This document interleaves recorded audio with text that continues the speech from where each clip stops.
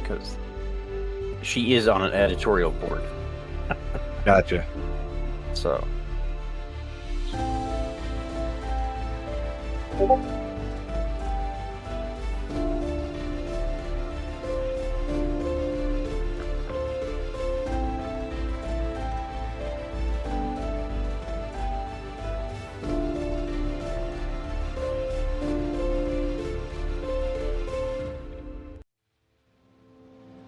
That's coming through on YouTube right now. yeah, I was about to say that.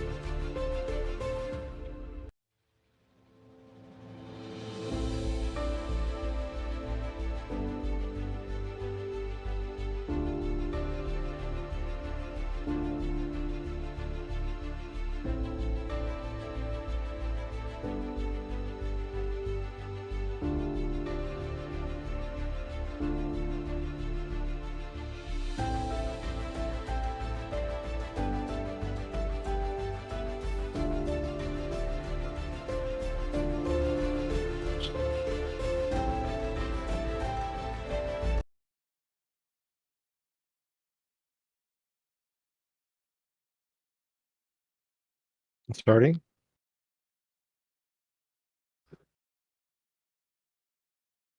All right. Well, welcome everyone. Welcome to the Tumble Tinker Tavern. I am Jim, aka Argent Wind, and I am your host for DM&D chat tonight. We are joined by Jared, aka Martel, who's actually going to be here for little bit different tonight. We are actually doing an interview.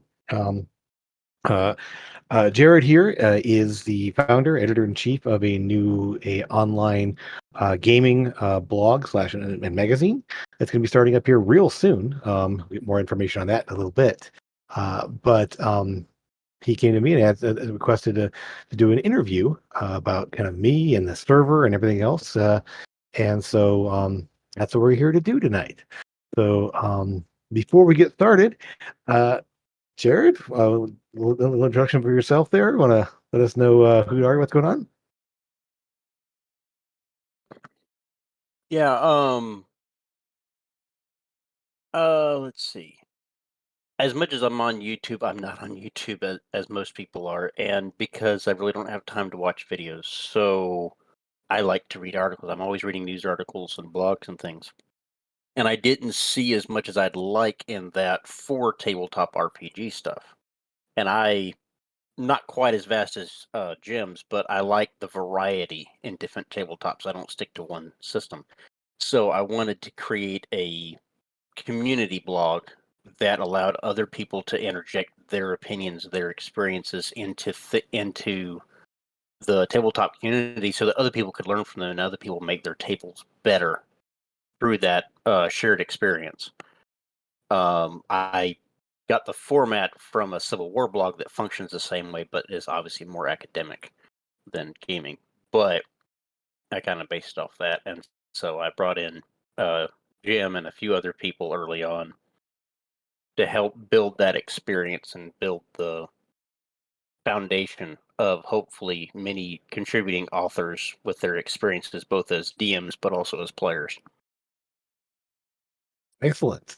And yeah, they've 3 articles in there, so that'll be coming up in there, and I've got another one planned up here, and we'll get this interview as part of maybe a transcript in there of some kind in the future. So, great.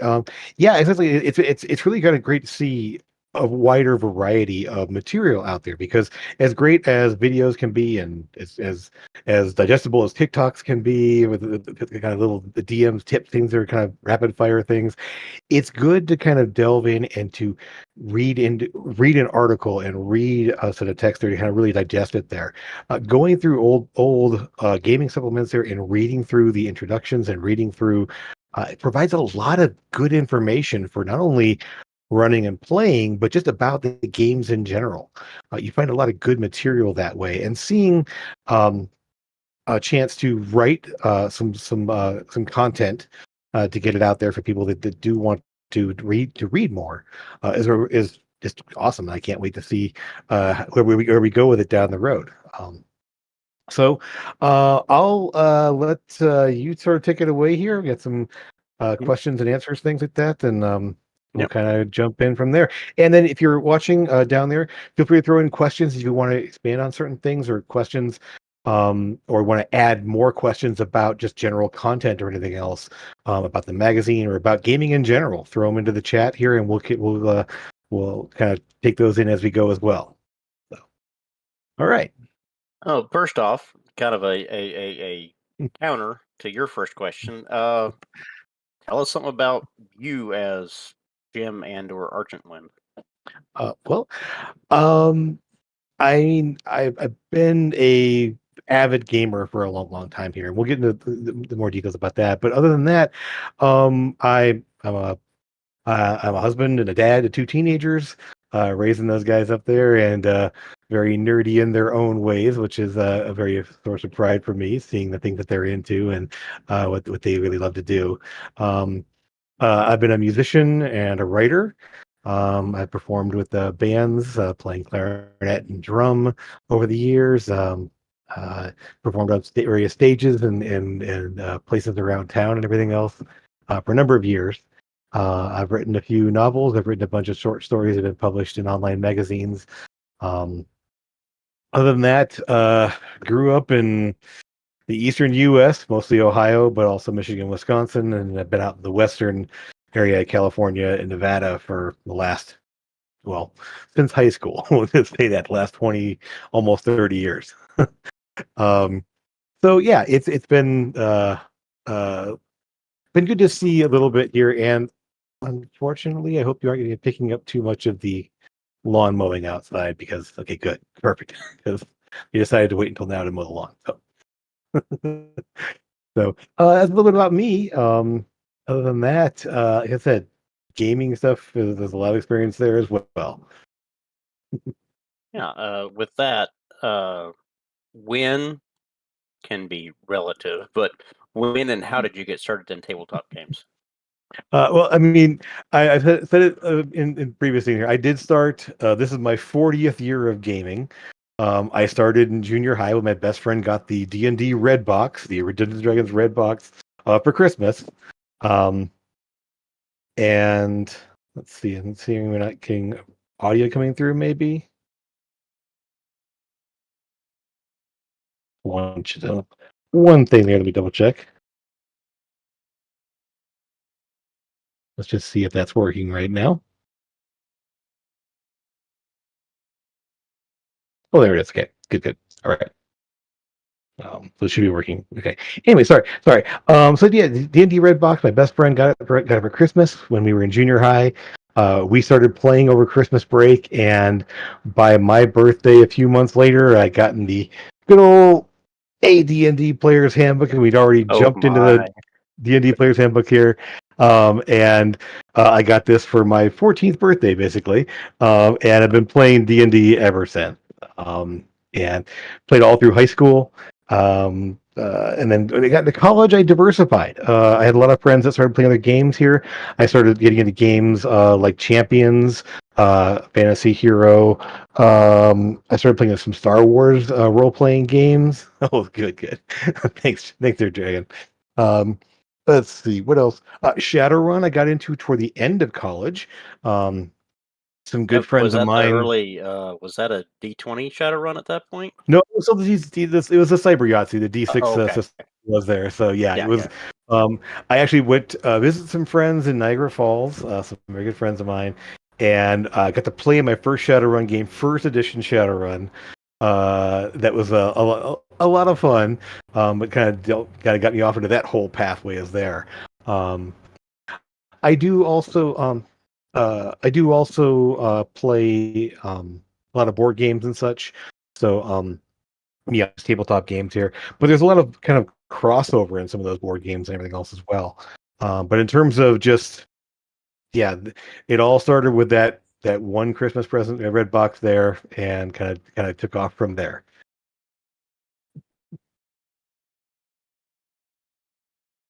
This might answer itself, but what keeps you playing in, but also running games? Well, I mean, part of the reason I'm doing this is that I love everything about RPGs. The chance to be in other worlds, to be creative, to help tell stories with other people, the cooperative storytelling with friends. I love that aspect of the hobby of the game. Just being able to kind of just beyond just doing uh just that roll the dice and fight the monsters. There's all the storytelling aspects that go with it, and it's just so much fun. Just to be part of that kind of experience. I mean, board games are a fun escape. They're fun. Trying to outwit your opponents there, trying to work together in cooperative games in certain cases. But like video games, I prefer playing solo because I can't really commit to a block of uninterrupted time there in cooperative games like MMOs and else don't let you pause. I need Hmm. to be able to pause and step away. And Hmm. um, so my video game experience has changed over the years because of that, because that need, that necessity. Yeah, But I still, I mean, yeah, it's like it's the interactive book. exactly. I mean, So. the DM gets to throw the plot out there, but the characters get to choose what they're doing rather than just saying, "Oh, I'm just reading what the characters do." No, you get to be the characters and guide the story and make your decisions. It's like having the old choose your own adventure books, Hmm. but then taken to the to a much higher degree where you can choose everything.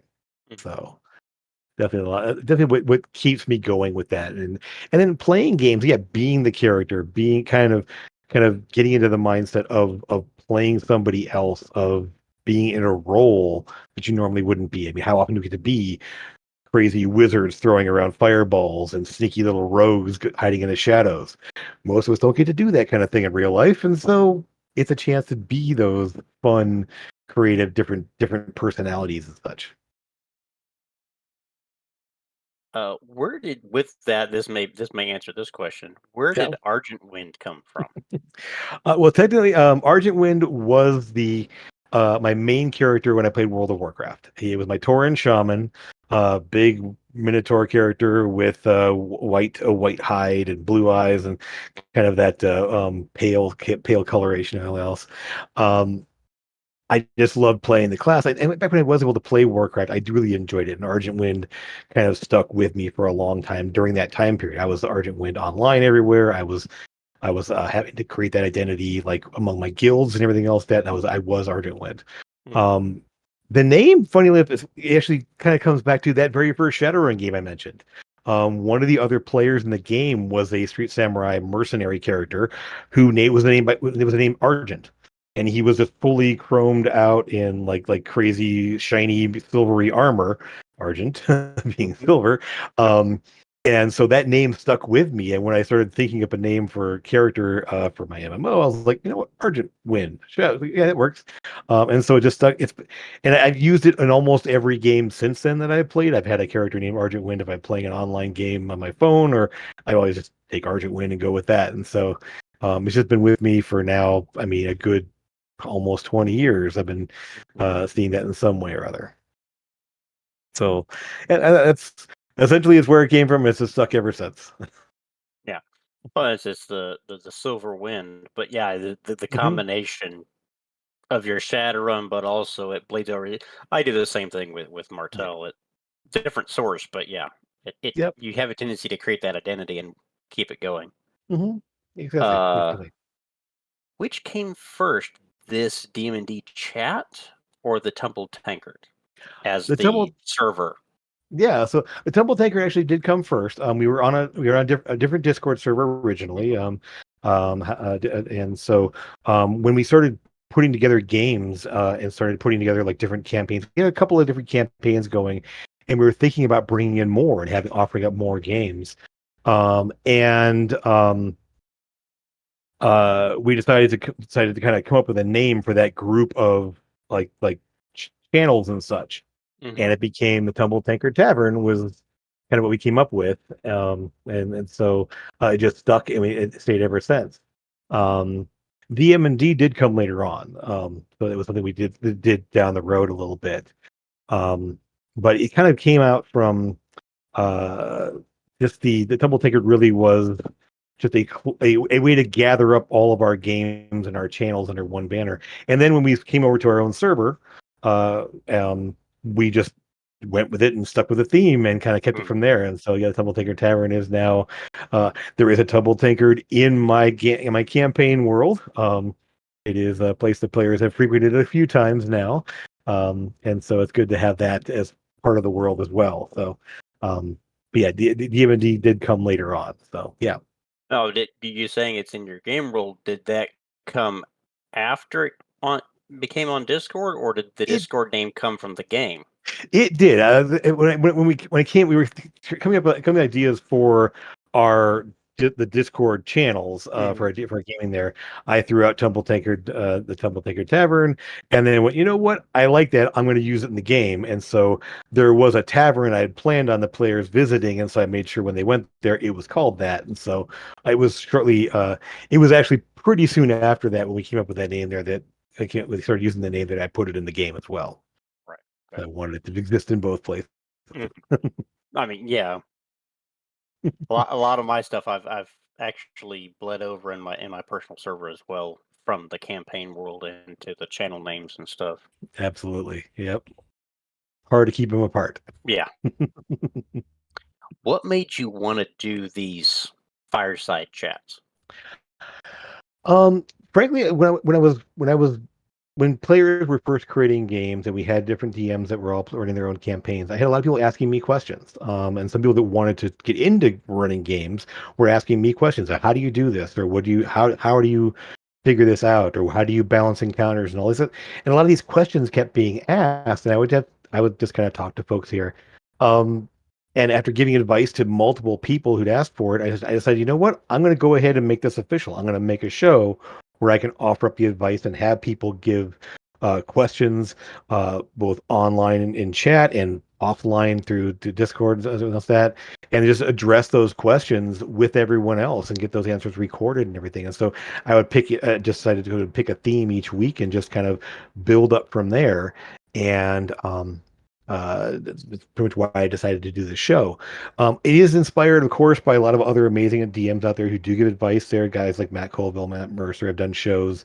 Matt Colville's still running the game. He still does that, not as frequently as he used to, but he is still out there doing that. And many others that are out there offering up advice, either in longer or shorter formats. And it's just a way to kind of, I mean, some of the advice that I give, I may have uh, heard it repeated in various places, and so it's all kind of been absorbed and things that I've incorporated from things that I've read about and heard about, and so it's just a way to kind of keep that information going and keep that advice out there for folks that are looking to get into the hobby. Right, right. Yeah, And it's a themed Q&A format. yeah, I've seen other content creators do Q&A, but it's not as structured, and it's it just it an open Q&A. But I like the structure of the themed. it I is. think we discussed this early on with the blog too. Yeah, it is helpful. I mean, that way it's like people have specific questions there. And sometimes I'll have the theme of the show be based on questions that someone sent to me saying, "Hey, I had four different people ask me questions about magic. So let's do this episode on magic and kind of incorporate those questions into the content that I'm putting together to provide and then kind of expanding from that point." So with a way just to sort of collect that information, those requests and those questions that have come out and just go with the theme and kind of go from there. It's one of those things where I've got to go. I'm probably at the point now where I'm going to be going back to some of my earlier ones and kind of expanding on some things and kind of doing a campaigns part two or something else as we kind of come back to some things. And as questions come up, I'm always willing to jump in and ask them and answer them. And it makes sorting the videos a little easier for someone looking for specific information. They look for the theme that fits their question, then trying to go through all the Q&As trying to find their question. Yes, and so yeah, it is nice to be able to do that. Where it's like if I have a theme, I'm somewhat running out of certain themes, but I'm actually so I'm coming back around to some other ones, and just as I'm seeing, and as part of it as I listen to games, as I watch people play online or else that, I just find things that like, hey, that's something I didn't consider, or hey, that's something that maybe people might want to think about, or maybe something they want to avoid doing based on what I'm seeing in some of these other, even some of the higher end, very popular shows out there. I'll still see things I'm like, huh, I would do it a little bit differently, but that's really cool. Hmm. And so bringing that aspect into um, where people can get that information. Hmm. Where do you see this chat, the Q&A videos going? What are your real goals with it? Are there goals? I mean, I haven't, it's mostly that I want to continue to help people. As long as people are finding it useful, as long as people are participating and asking questions and wanting more information. I did go from doing every week to every other week just to get a little more time. Uh, just to get time to prep a little bit more and to gather more information. But yeah, the main goal has been to help people with running games, and I'm probably going to take a little bit of a switch into maybe a little more player advice. I've done a little bit of that here and there, but with ways of helping players get engage with the campaign or engage with the DM. That's kind of a different way to look at it there. And so I'm probably going to be switching to doing a little bit more of some player centric things as well. Um, I also want to do more things like this with interacting with Hmm. other DMs and other players. I've done that with my friend Zach a couple times here. I'd Hmm. like to bring on some other folks here and just have sort of a Q&A with somebody else to kind of get their take on things and kind of get a different perspective for a chance to have more open discussions and Right. more interactive Q&A kind of things like that. And you get that other perspective. You'll think of questions they haven't thought of, and vice versa, because of experiences. Exactly, and it's fun because you never know everyone's experience in world building. Um, everyone who's done campaigns and who's been a player in a long time campaign with that, they're going to have those experiences that really help there, and it's great to have people interacting and throwing them out there, and to do that in a way that we can have two people fielding questions or two people having different viewpoints can really be helpful as well. Mhm. I've seen some shows. I think a friend of ours on the channel here, he's participated in some round robin Mm. GM Mhm. sessions there, where it's just Mhm. like four or five people kind of taking the same question and adding their own spin Okay, on it kind of each like a time there. panel at a con. Exactly, and so I may set up something like that down the road, just to kind of do something a little bit different. Mhm. Yeah. What made and I believe you were part of the founding of this, but what made you want to develop the game hosting platform of Tumble Tankard? Uh, it actually wasn't something we really planned on doing. It was just sort of grew over time. It was like we had the idea of having, I think we had three games maybe initially, and then all of a sudden, it was like, hey, a fourth person wants to come in. Hey, another person wants to come in. And so we just sort of like saw that grow over time as more people were interested in playing and more people wanted to run games. We just sort of like went, well, we have a place for that to happen.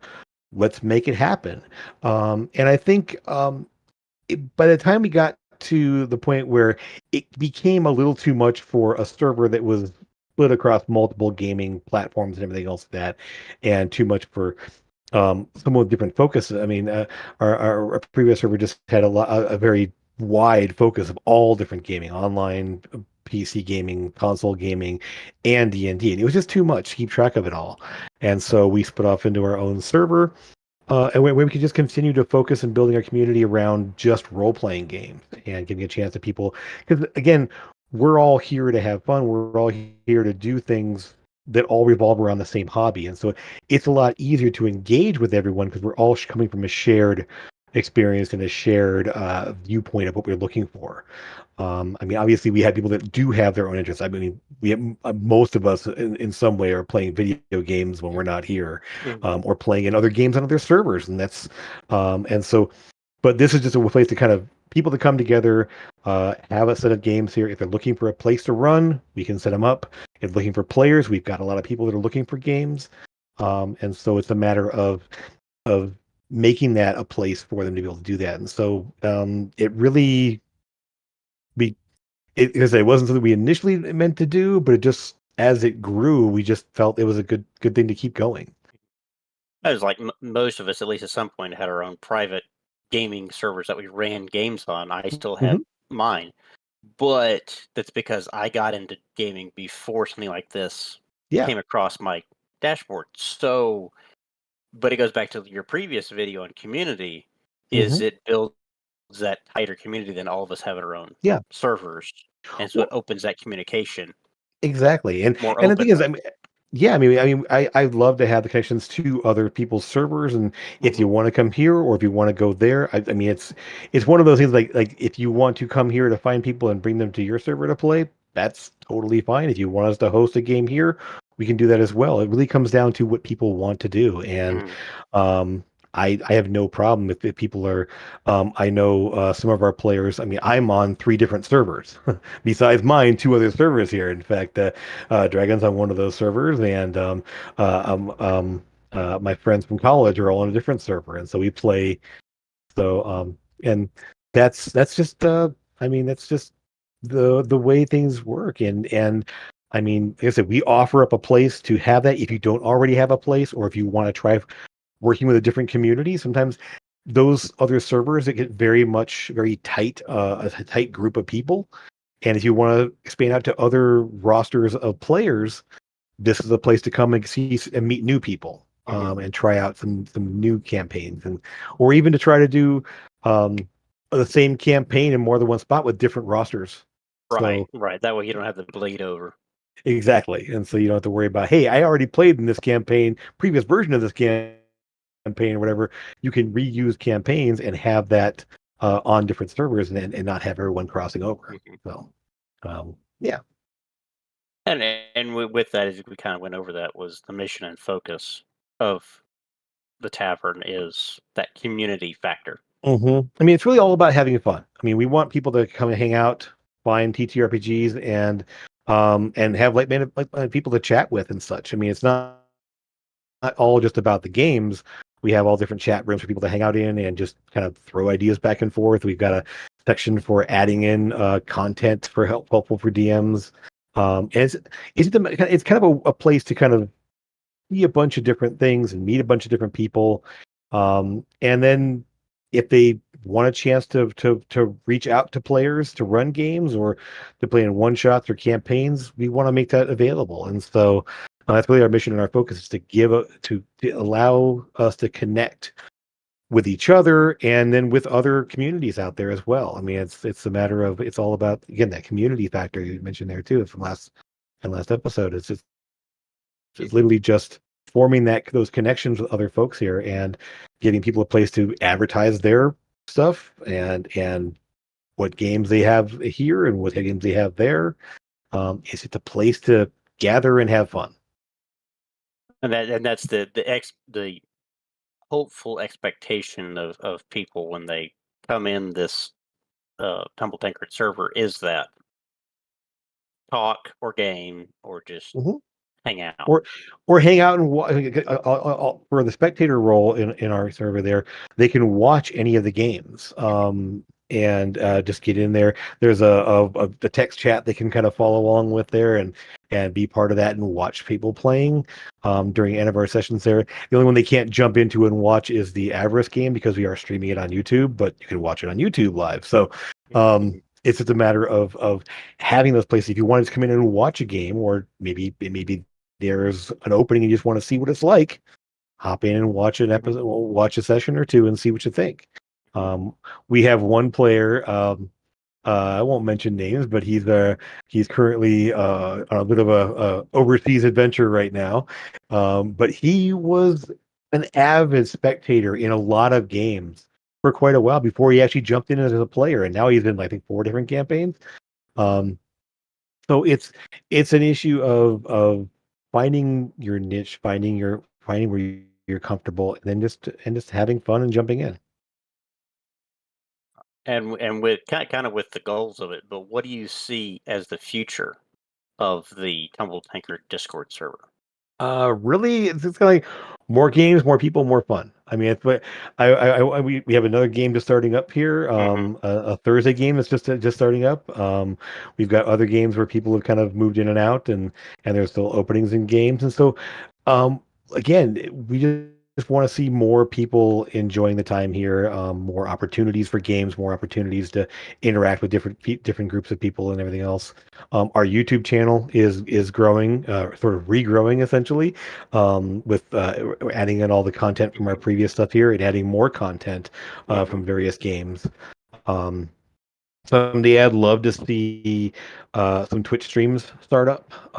If you want to do Twitch instead of YouTube, or maybe in addition to that, or if somebody wants to just do a live Twitch interaction, I'm all for that.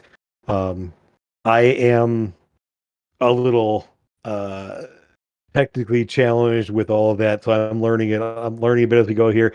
And our current producer, Nans, who's doing an amazing job putting this all Hmm. together, has been just doing some incredible stuff that I love to see here. So definitely shout out to Nans here, who's just taken the ball and run with it. And yeah, I mean, as we move down the road and learning new things and trying out new things, I can't wait to see where we go and Hmm. to see what the future holds for us. Is there Uh, anything else you'd like to add about anything we've talked about? I mean, I think the big thing is when you're on a server like this one, especially, is don't be afraid to interact. Don't be afraid to talk.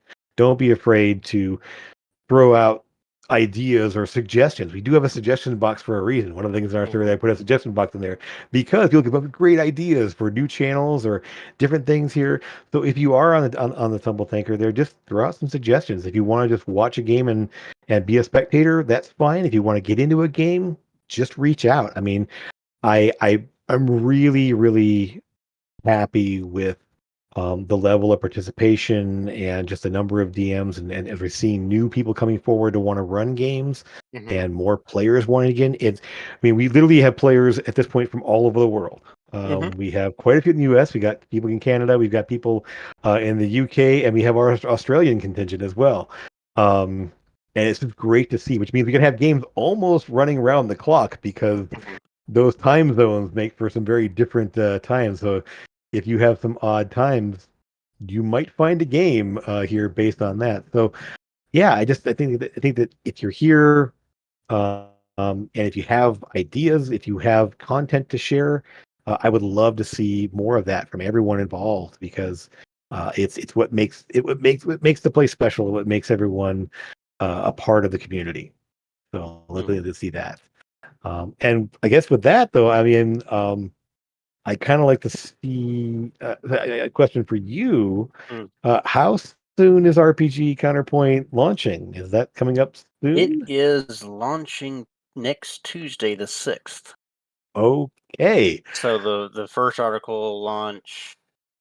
It's planning to do it every Tuesday until we Okay. have more articles. And it'll launch about, I think it's either 11 a.m. or noon, Okay. Central Time. Because thought would be give enough time for if something can apply to someone's game, they have enough days to go over it before Friday, which is Sure. most people's game is on Friday. Yeah. Yeah. And so if it's applicable, we want them time to be able to integrate it before Sure. game night. You don't want to read it game day and try to integrate it. Yeah. It's not Yeah. going to happen. Sure. So So, Tuesday, June 6th. yep. And do we have is there a link for it already, or it'll just come out when when it goes live? I don't have a link yet. I will be Okay. dropping it on the blog Discord server, Excellent. but I can drop it over here as well. Yeah, we'll definitely put it When up in that here as hits. well. Yeah. And you know what? When I have that too, I'll go ahead and add it to the description of this video as well. Okay. So I can go back and add that there, so we can get Yeah. that there. Because yeah, definitely can't wait to see the content that's coming out for that. Mhm. And the plan was there once you had enough articles, you wanted to put together a magazine format for it as Well, well, what or is I that want to something you're thinking eventually about down the road? do, the newsletter concept was a quarterly, so Okay. every 3 months. But those are not the same articles as in the blog. Those are going to Okay. be more in depth. Those are going to have more meat to them because with those, I wanted to be able to put more into it, art, things like that. But that costs money, and so I have to find a way to come up with that in the Sure. process. But I Sure. wanted to make sure I had an audience, so starting Yeah. the weekly blogs to try and, or it's about 4 blogs or so a month, weekly Okay. blogs to build that audience to see, and then we can get input, like with your suggestion box, get input of what people want to see in the newsletter. And Excellent. so hopefully by a year in, we're going to check to see where we're at on that metric, see if that's something we can start. Okay. But that'll be more in-depth articles, heavier articles as far as content, and um, more going in depth on subjects than we can do in 1,200 words. Sure. Absolutely, yeah. It is nice to be able to crank those out kind of quickly, but at the same Yeah, time, obviously, for more of a newsletter slash magazine kind of thing, you want to have a lot more in depth stuff there. So, yeah. definitely good to see that. Um, okay. Well, let's see here. So, as Dragon mentioned there, having the QAs there helps think about different approaches with different from different directions. Again, that's really what we're all about. Is just here's something you may not have thought about. And same with the RPG counterpoint. So the counterpoint Mhm. idea is think of things from a different perspective. Think of things from a player perspective, a DM perspective, and different styles of DMs and different styles of players. It's really what gets into growing the experience beyond just like the I want to be this person, I want to be this thing, I want to be do this type of game Mhm. where you can kind of grow into change into other styles and stuff too. And with that is if someone's most familiar with either D20 or D&D Hmm. structured system, but they're like, well, but how do I do this over here? Well, we just add a custom skill. How do you know how to do that? Oh, because this other system that I've played in or ran in, Hmm. and you just drag stuff in from another system, or you saw a video on it and you read an article on it, you delved into it and went, oh yeah, that'll work. Yeah. Like I found a great crafting system for 5e because of an article someone wrote and then developed off of. Hmm. And they put it out there for other people to use. I'm like, this is cool. This actually gives crunch to 5e that it didn't normally have. Right. And it's the thing is that every system has its different ups and downs. I mean, Mhm. 5e is not very good when it comes to crafting system, as you mentioned there. It was not really meant for that because it's all about the action and about the getting into the plot and the role playing, and the idea of crafting is something you do in downtime. And D&D really isn't about the downtime, whereas long running campaigns, downtime is important. And so it's something they just kind of left behind. But yeah, there are lots of other systems out there that have different takes. Even previous versions of D&D, for that Mhm. matter, Yeah. has some good things that can be used.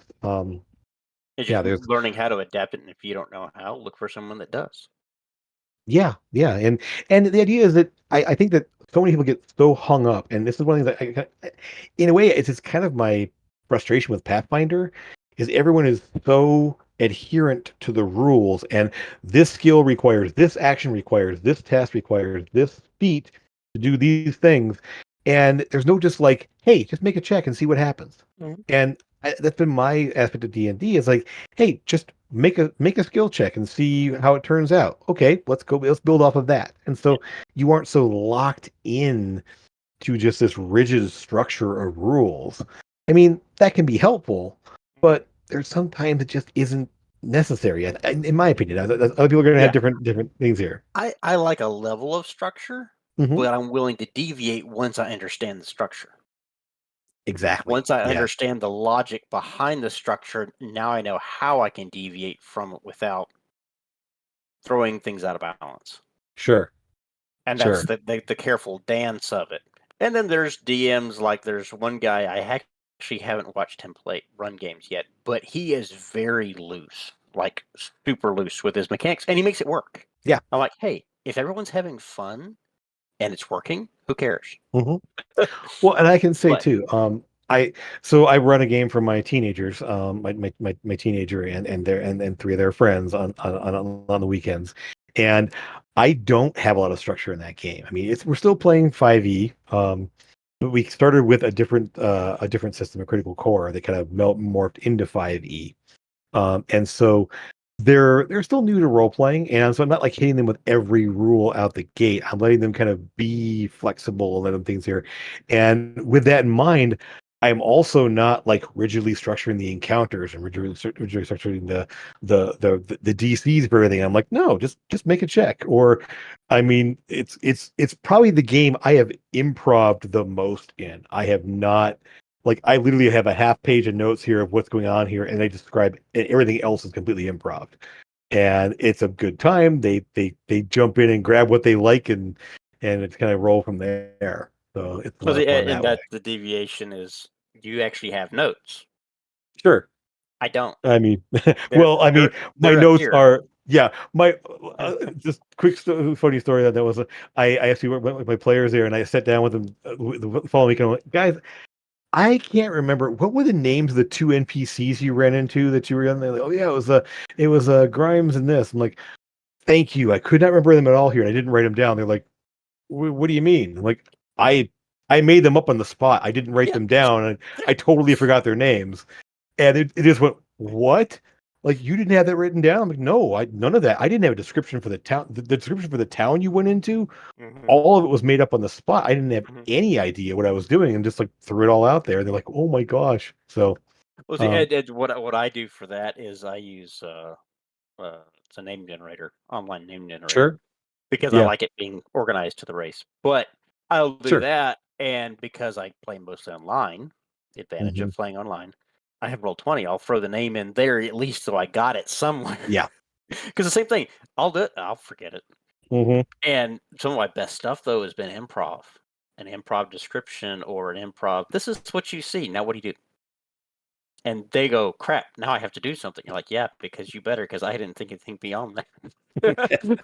Excellent. So the question here, as a player, how does each DM influence your DM game? So as you play in games, if I'm reading this correctly here, as you play in games, how does that influence when you then are running games yourself? Do you um, find that being something you kind of take things from games that you play in and incorporate that? sometimes, I mean, honestly, like the two games I'm playing in right now, because I run two games every other weekend, and then I play in like one game every weekend. But the Hmm. two games I'm playing in are not 5e, like Okay, totally different than 5e.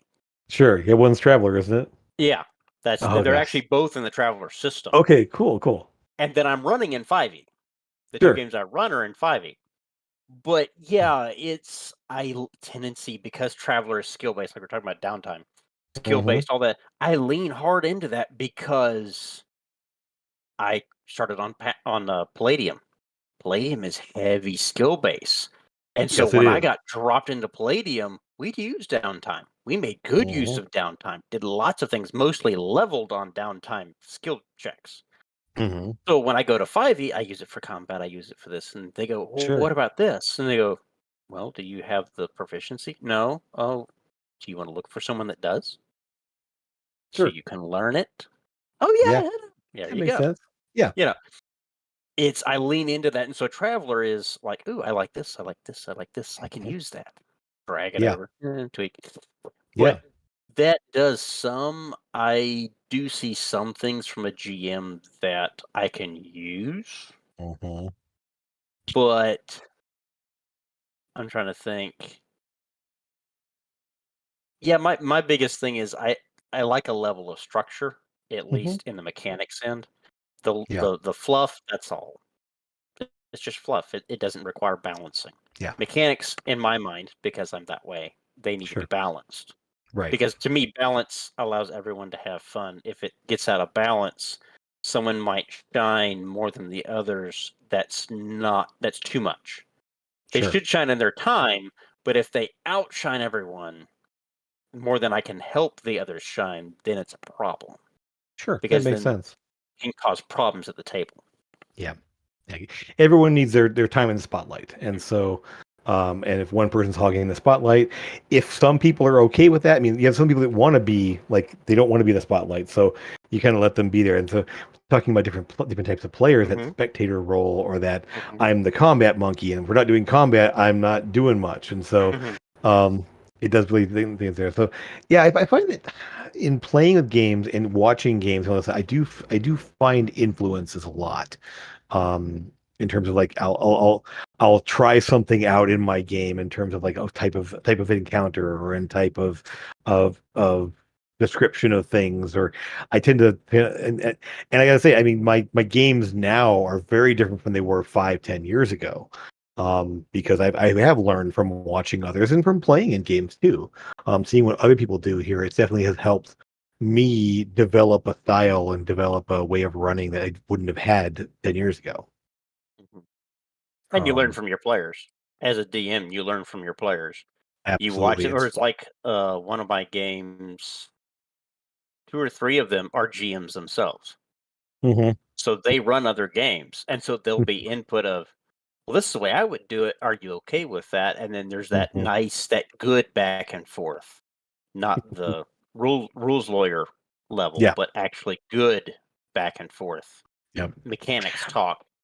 I mean, it's funny here. I mean, I gotta say, Avarice on Saturdays there is literally three out of my four players are the leadership team for Tumble Tankard. um, and and even the fourth is another DM, the double tankard, and so and now we're bringing in a fifth for a brand new player in, so this will be fun to see that. And so but yeah, so and like literally like almost everyone I'm running for has either been a DM or plans to be a DM, or um, two of my players are currently running games on the server, and the other two have either run or been part of lots of other games as well. So lots of experience there, and so it definitely is a different feel for than some other games here. Hmm. So Dragoneer says playing lots of systems again. Playing lots of systems gives you playing lots of systems gives you more tools and your toolkit to solve problems. Absolutely. I mean, one of the reasons why I've got so many different systems that I've played over the years, because they all have their own way of doing things. They all have their own way of approaching situations and problems and interactions and even combat and everything else. It's all, even the same genre will have different ways of Hmm. doing things. Hmm. And so yeah. And then yeah, I love when players think things are intricately crafted when it's all improv. Absolutely. I mean, some of my favorite moments have been totally improv, because you can't plan for that sometimes. You just like, okay, we're doing this, and it's like they've gone off on a tangent, and I thought they might have the direction, but I had no way of how they were going to approach it, or who they would want to talk to and who they wouldn't. Because the worst thing as a DM, I feel, as been a DM, is like when you work out the details of an encounter, and you work out the NPCs are going to be there and who they talk to and who's going to provide information and all that, and they go right past it. Yeah. They don't even interact with you. Like, well, that's all wasted time. So Hmm. I try not to do that, or try to. I've had things where I try to do things like, here's an encounter idea. Maybe they won't do it this next week. Maybe they'll do it 6 months from now. Maybe something that I wrote like literally over a year ago in my notebook is just now coming to fruition in my campaign, which it is. Because plans never survive first contact with players. Exactly, exactly. Um, and as And and yeah. I totally mess with my players because they don't realize. I'll tell them up front. No, the setting. Yeah, I plan the setting, but up till about level 5, you guys are gonna have fun. They go, "What Hmm. do you mean? There is no plan." Why? Yeah. Because I'm learning your characters. I'm learning how do you play, and Hmm. then take all those seemingly random encounters you've done up to level 5, and I'm gonna start looking for to connect the dots. And then they go, "Ah, we have a plot." All Hmm. Yeah. right. I mean, the first thing they run into in my game were the little trollings, and just trolling had these little monsters had raided a farm and taken some sheep away, and so they went out there to rescue the sheep and stop it. And that finally got resolved. I believe episode like 20 something.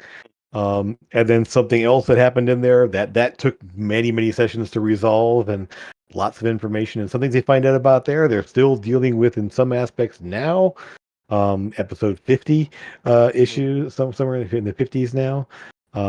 So yeah, we're literally, and then these things are rolling along. Yeah, And and I've learned you unless it's a one shot or something that has to be controlled on time, just it's gonna take the time it's gonna take. If it's mhm, several sessions, it's several sessions. That's fine. There's nothing wrong with it. yeah, Just yeah. let it do its thing. I've seen that.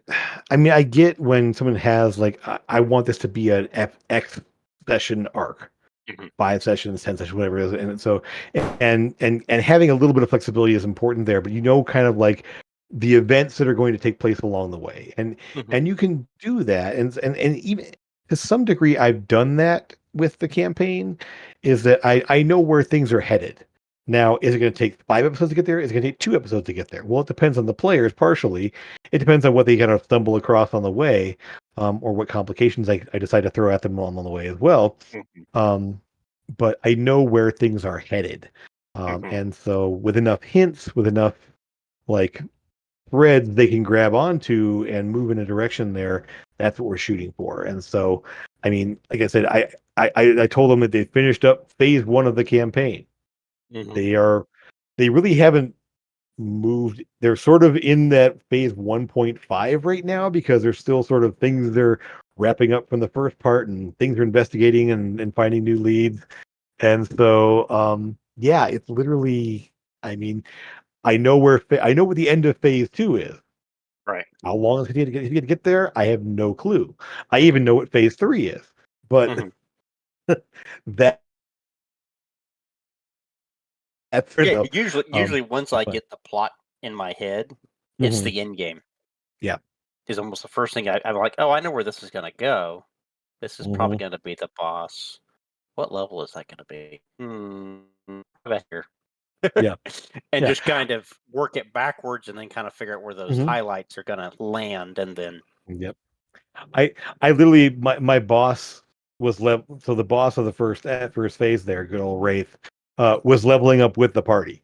mm, So as the party leveled up, so did he. So did his followers. So he was always going to meant to be about 3 levels ahead of them. His followers, his primary followers were all about their level, and then he had some henchmen that were below, much lower level. So it was like it was, but that was the whole thing. The whole party, his whole adventuring group leveled up as the adventurers were leveling up, and so as these guys found things out there, the bad guys leveled up too, and so it wasn't like and so just like, okay, it's time for them to get a little more powerful. It's time to add something else. Let's add a new item onto these guys. Let's add another ability onto these guys, and just sort of slowly building it up until that confrontation happened, and then it felt pretty good. I mean, it's one thing I find in designing encounters when you take monsters and try to do a CR and everything else in 5e, it's difficult to really do a good job with that. I find it's sometimes easier to make adventurers. Like I'm fighting like they just fought a werewolf that had 10 levels of ranger. mhm. That was the guy. And then he had a bunch of followers running around with him for the most part there. But that was what I built a character to go up against them. So I knew it would be somewhat comparable to at least um, a member or two of the party. Um, and then having other things from there. And so it really does come down to the encounters you design change over time based on how long it takes to get there. If you design an encounter that's it's going to be this no matter what, well, they either may roll right over it or they may get stomped by it, which is a different way of doing things. But it's like, hey, you're not supposed to be here yet, but the plot got them there. So if the Yeah. plot got them there and they get stomped, then you better have a way for them to get away so they can build up and then come back to it again. So Or at it's least have those warning signs of, ooh, mhm. this is gonna suck. Maybe we should back up and reassess. Yep, yep. And that's Um, actually the advantage in my mind. You have to be careful doing it, but having NPCs that are not followers of theirs, not necessarily they're allies, but they're not important allies. They kind of can encounter the enemy first, and then they get the feel of how strong that enemy is. Or like this mhm. guy that's been mentoring them, he goes, "I'll take point.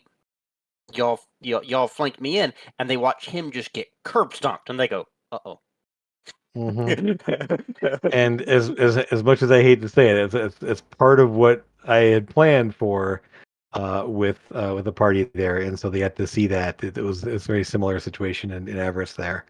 Um, I do want to address a comment here. Compared to 10 years ago to now, in terms of like talking about there, is having internet tools. That is such a huge thing because we have videos like these. We have actual plays. We can watch people doing things and seeing how things could work in certain scenarios with certain types of players. And then yeah, just to flat out like having the DM's tools, having the token maker, having Roll20, having mapping software, like having Incarnate to create maps in. I mean, those tools didn't exist 15 what was Yeah. it when I Well, was see, when I was starting off. when I first started gaming as a player, but also as a GM, it was all theater of mind because it was in person. We Mhm. didn't do a lot of battle maps unless it was absolutely necessary. Yeah. But then when I started running on Roll20, I started the account in 2015. I think I probably started running in 16 or 17. Mhm. And that made battle maps so easy to just throw together and go. Mhm. And I found Yep. plugins and toys to just because I used to homebrew everything. Every Sure. monster was just something it's stats I threw together. Yeah. Now I've learned I can import stuff that's from the monster manual straight into Roll20 like that. Yeah. And it's like, And ooh, what do I need? A Sierra one quarter. Yeah, exactly. Yeah, and having the integration tools between one thing and the Mhm, other, it's made it's made running games possible for in an online mhm, setting. But even then, I find that it's helped change my outlook.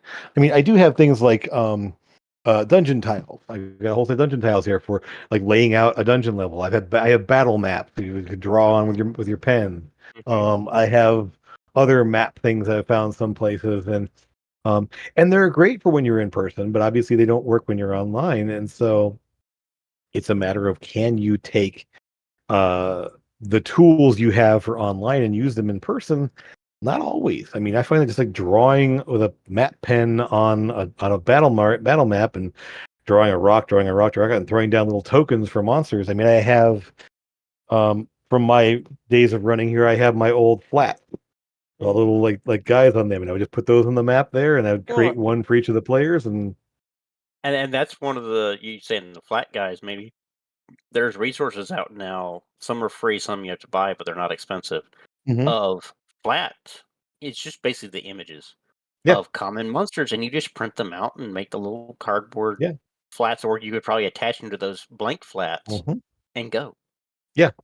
And fun thing too is, if you have a flat there, you can always stick it up on a little stand there. My favorite thing, I don't know where to get to it right now, but taking the binder clip, you Mm-hmm. take a binder clip, stick in the flat, and then pull out the little knob for the binder Yeah, clip, and you have a base. yeah, I have yeah. tons of those from other games, and so that's great. Or of course, you have minis. I mean, you got little minis you Mhm. can use, and have like three-dimensional things on your map too, if you're lucky enough to have. But you need a lot of place to store all that. So the nice advantage of flats is you can put them in a drawer, and you have a whole box of flats, and you're all set. Yeah, the vast Um, majority of my minis are 40K. So yeah, yeah, I've got quite a few as well.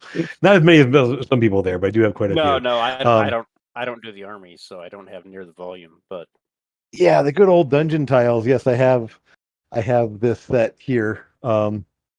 With basically the city tiles there. So oh Charlie, yeah, as Dragon mentioned there, hmm they put these out here and then stopped making them, because I think because online became such a thing that people weren't doing as many games in person. So these be kind of, I mean, I haven't used these for years because I'm not doing online games. I mean, I'm not doing in-person games as much as I used to. So um, it's one of those things that, I mean, having maps, having dungeon maps and everything else, now you can get them online. You can find digital copies of all the old modules with their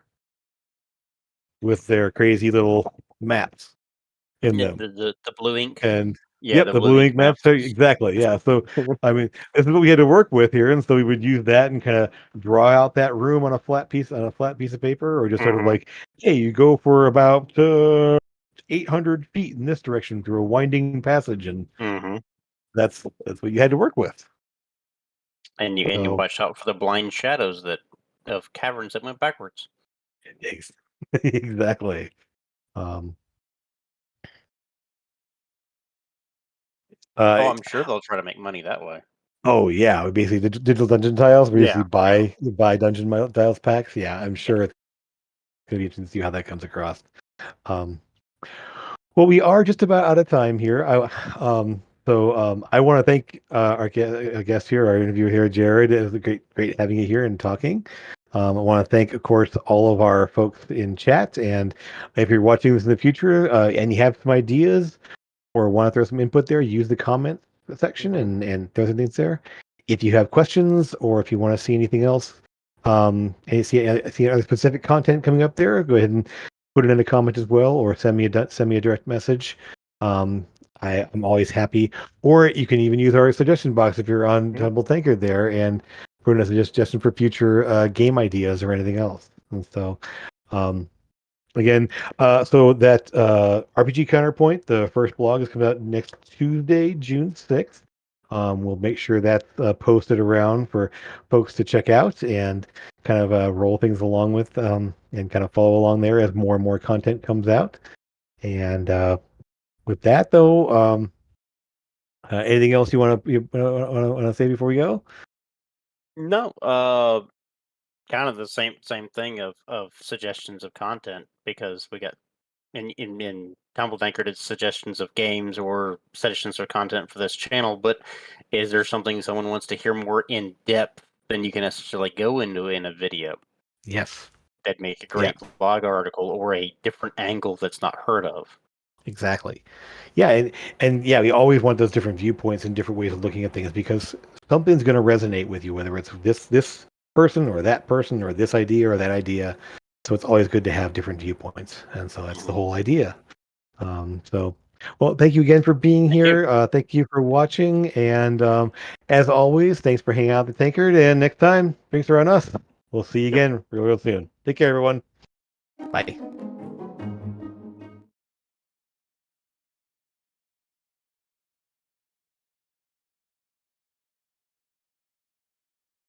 Okay, we'll just see where we're at there. Yeah, I hear you. Yep. It's what, a 10-second delay? About that, yeah. Yeah.